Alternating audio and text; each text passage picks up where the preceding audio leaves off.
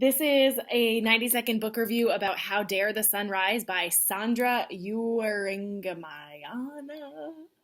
It's an amazing story about a girl who is a refugee. She and her family are forced to flee their homes. They end up moving to the US after lots of trials and some real heartache. There's a sister in her family who dies early on in the book. And the family, when they arrive in the US, have to figure out how to become part of our country. They're refugees and they do end up getting US citizenship, which is just a fascinating story to hear about that.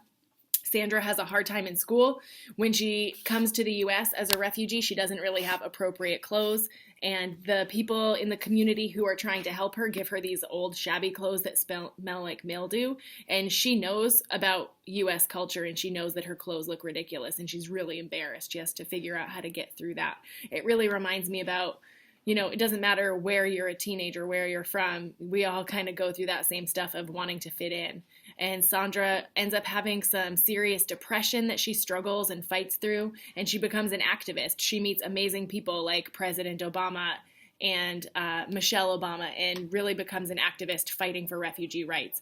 This book is nonfiction. It's told by Sandra with some help from Abigail Pesta. It's called Memoirs of a World War Child, How Dare the Sun Rise.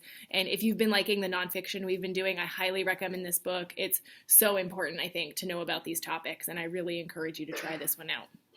Enjoy. Happy reading.